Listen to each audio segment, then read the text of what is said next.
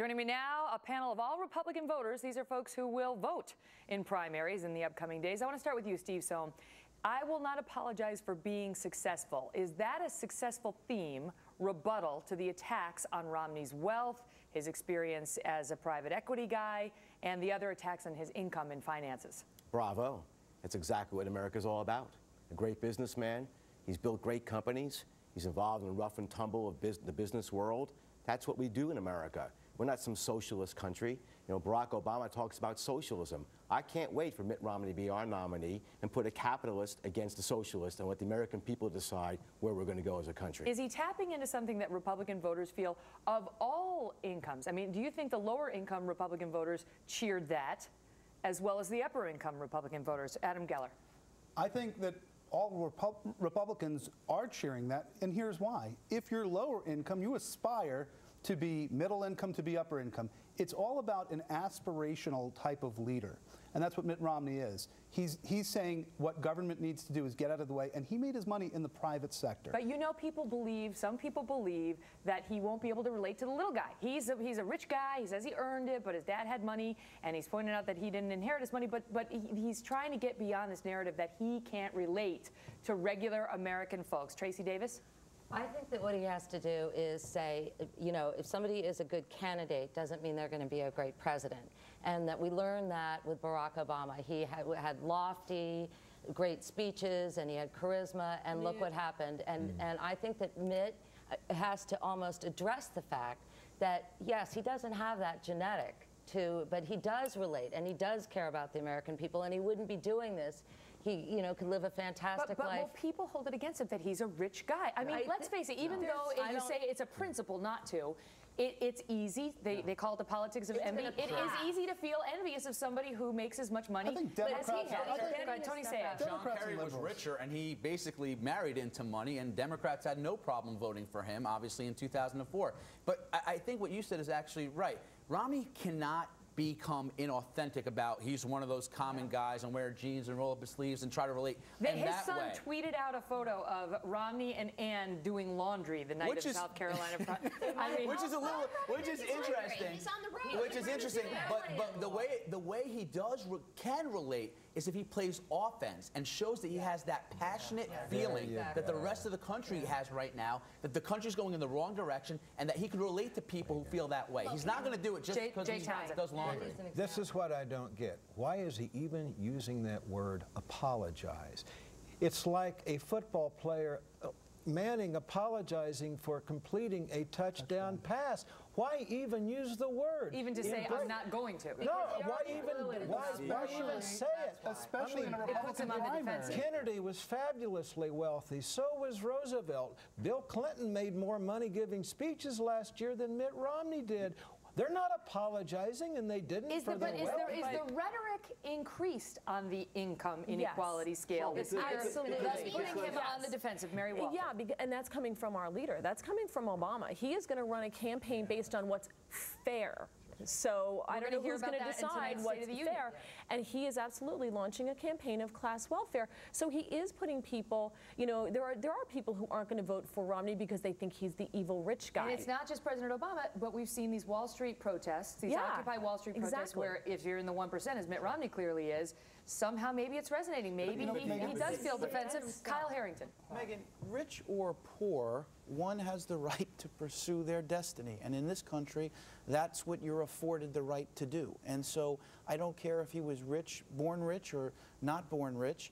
He's a successful businessman. And I don't even know why we're having a conversation about apologizing, similar to what Jay said, about his success. Well, you know it's going to start, because it's not just the money, because the tax returns came out now, and he made $20 million last year, mostly on his investments that he made over the years, but also it came out that he's paid an effective 14% tax rate, that's on capital gains income. But let's just listen to him defending that or speaking to the tax issue. Oh, I'm sure people will talk about it. I mean, you'll see my income, how much taxes I paid, how much I paid to charity. You'll see how complicated taxes can be. But I pay all the taxes that are legally required, and not a dollar more. I don't think you want someone as the candidate for president who pays more taxes than he owes. So I'll point out that that's the case. And will there be discussion? Sure. Will it be an article? Yeah. But is it entirely legal and fair? Absolutely. I'm proud of the fact that I pay a lot of taxes. And the fact is, there are a lot of people in this country that pay a lot of taxes. I'd like to see our tax rate come down and focus on growing the country, getting people back to work. That's our problem in this country right now. We got a lot of people out of work. Let's let them start paying taxes because they got jobs again. Didi Benke, he went on to say, I would hope the American people wouldn't want a president who paid more than the law required them to pay. If you don't like that 14% tax rate, is it Mitt Romney's fault, or whose fault is it? I mean, that is an existing rate that is out there in capital gains, for better or for worse. Look, Mitt Romney is a great American success story. I mean, we need a business guy to go against the D.C. broken elite, which is Barack Obama, and it's also Newt Gingrich, because Newt Gingrich has made his money from D.C. That upsets people to see a 14% rate. He's been successful enough to pay the taxes. He plays by the rules. Yes. That's what the American people, they want fairness. But you're going to hear Barack Obama tonight pointing to Warren Buffett's secretary in the First Lady's seating box and saying she pays a higher tax rate. Let him talk about the inequity of the tax system. But Mitt Romney plays by the rules. He did nothing wrong. And the American people want winners. That's a good question. Are the American people going to see that? Go ahead, David Selig. I'd just like to address what this gentleman said. There is no inequity in the tax system. First of all, this money has been taxed numerous times. It was taxed on his earnings, and then it was taxed on his investments, which, by the way, is synergistic with the government and its economy. So the company, and when Bain he passes Capital, it away, would pay taxes on it, and then when the dividend gets paid to Mitt Romney, he pays taxes and then as in well. a state. But first and foremost, the people who are crowing the loudest, if you will, are not taxpayers. If an individual gets back more than they pay in, they're not really a taxpayer. They just see the money going out every 2 weeks or so. But at the end of the year, when they get the various credits that financially successful people are not entitled to, you don't hear them saying there's an inequity there. Okay, hold on. Okay, Jay. Let's point out that this tax rate, he didn't write it. It was written by Democrats in Congress.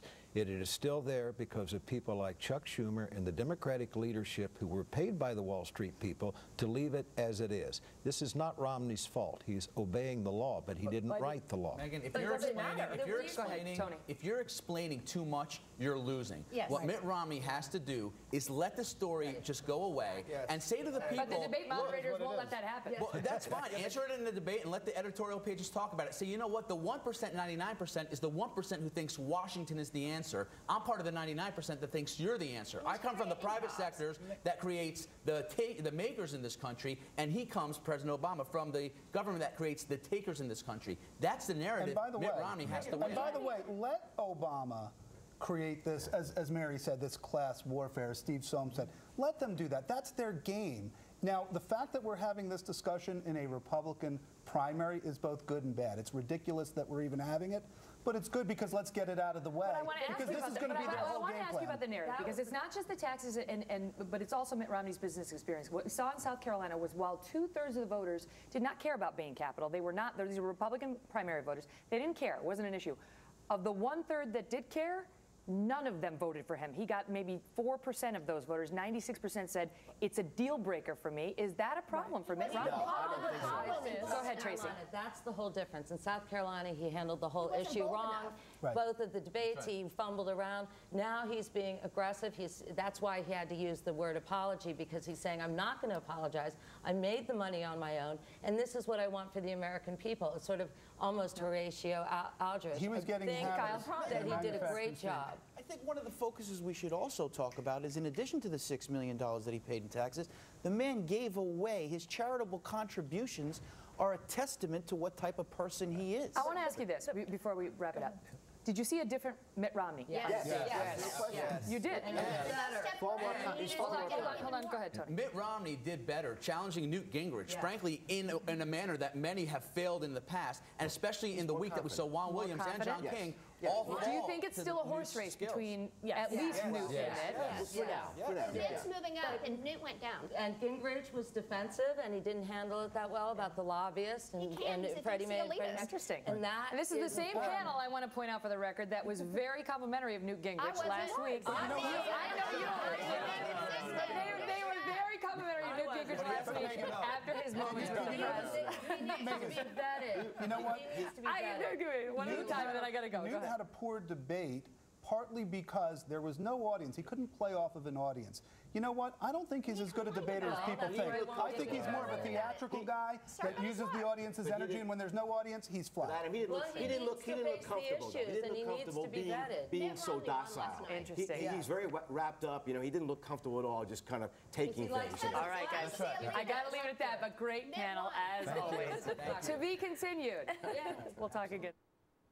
Aren't they interesting? I think they're so interesting. And they're from all different stripes, all different walks of life. They like different folks in this election. So continue to tune in because they're doing a great job offering just a sliver of perspective on the race.